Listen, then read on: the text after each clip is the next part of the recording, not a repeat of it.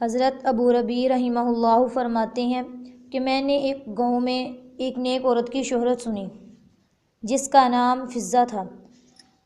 میری عادت کسی عورت سے ملنے کی نہ تھی، مگر اس کے احوال میں نے ایسے سنے کہ مجھے اس کے پاس جانے کا شوق پیدا ہوا۔ میں اس گاؤں میں گیا اور اس کی تحقیق کی تو مجھے لوگوں نے بتایا کہ اس کے یہاں ایک بکری ہے جس کے تھنوں سے دودھ اور شہد دونوں نکلتے ہیں۔ مجھے یہ سن کر بہت تعجب ہوا۔ میں نے ایک نیا پیالہ خریدا اور اس کے گھر جا کر میں نے کہا کہ تمہاری بکری کے متعلق میں نے یہ شہرت سنی ہے کہ وہ دودھ اور شہد دیتی ہے، میں بھی اس کی برکت دیکھنا چاہتا ہوں۔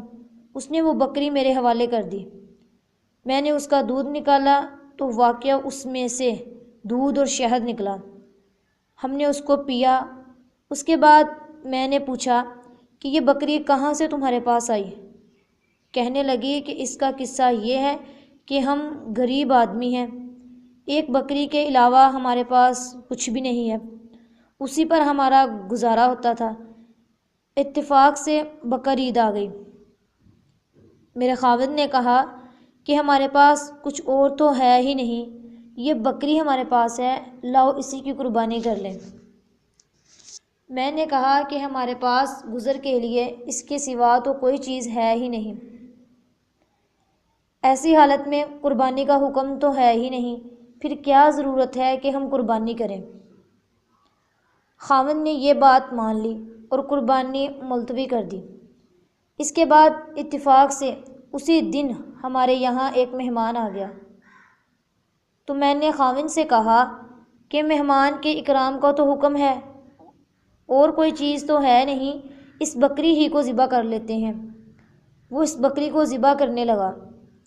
مجھے یہ خیال ہوا کہ میرے چھوٹے چھوٹے بچے اس بکری کو ذبح ہوتے ہوئے دیکھ کر رونے لگیں گے۔ میں نے کہا کہ باہر لے جا کر دیوار کی آڑ میں ذبح کر لو، بچے نہ دیکھیں گے۔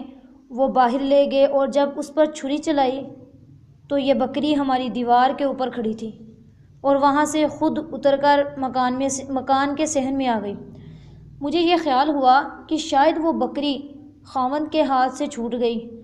میں اس کو دیکھنے باہر گئی تو خاوند اس بکری کی کھال کھینچ رہے تھے۔ میں نے ان سے کہا کہ بڑے تعجب کی بات ہے کہ ایسی ہی بکری گھر میں آ گئی۔ اس کا قصہ میں نے سنایا۔ خاوند کہنے لگے، کیا بعید ہے کہ حق تعالی شانہ نے اس کا بدل ہمیں عطا فرمایا ہو۔